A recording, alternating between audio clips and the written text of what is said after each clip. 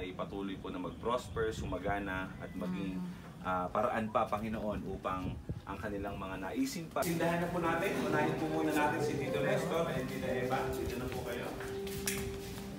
Ayan. Ayan, okay. Ayan, medyo mahangin lang po.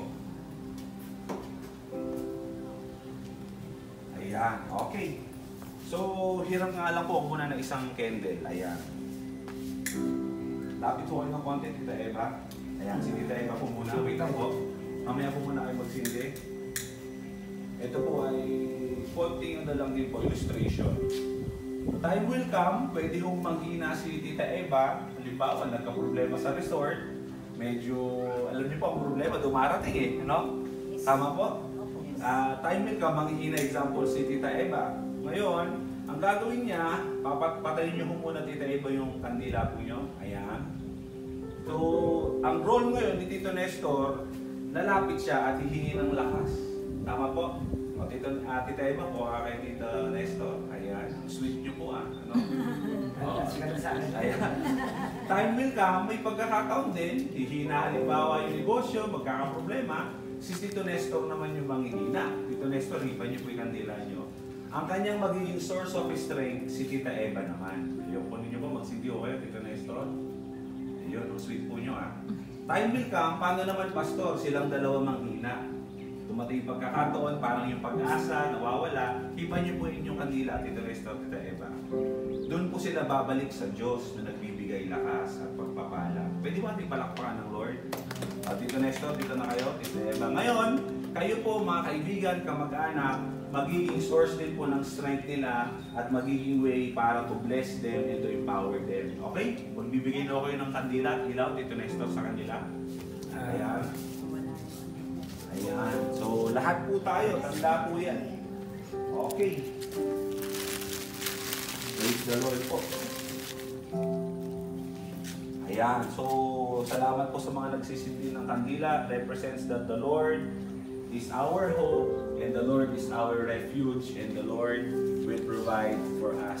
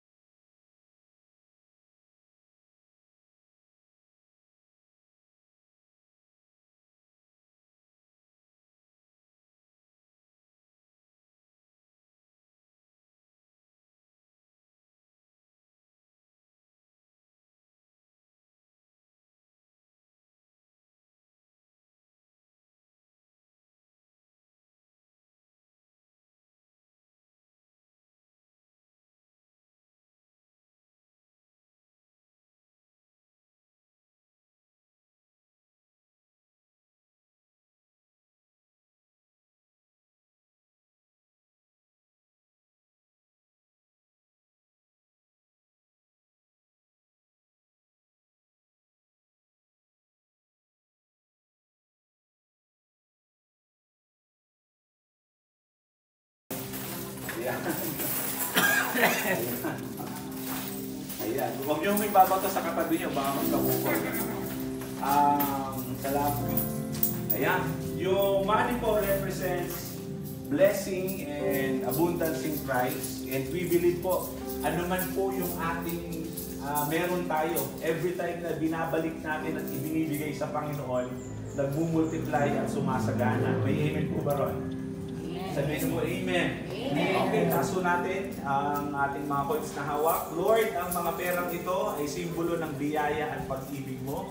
Lord, remind us na maging tapat sa aming pagkakaloob. And Lord, every time na meron kaming blessing na marireceive, every time, Lord, na meron kaming matatanggap, maaani, trabaho, suswelduhin, will be reminded us, ma-remind kami, Panginoon, lahat ay galing sa iyo.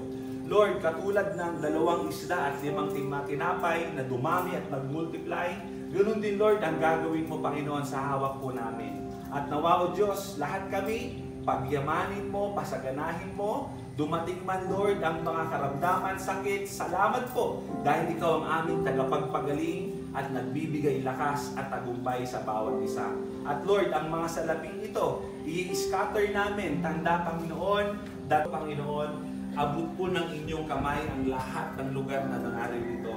At Lord, I pray sa pangunguna po ni Tito Nestor, Tita Eva, Lord, expand, enlarge their territory, Lord Jesus. Palawakin, pasaganahin po, Panginoon, ang kanilang mga ari-arian. Lord, we pray. 7, 6, 5, 4, 3, 2, 1. Scatter po natin. Come on, itsaw natin. 1, 2, 3, go! Ayan, praise the Lord. Praise God.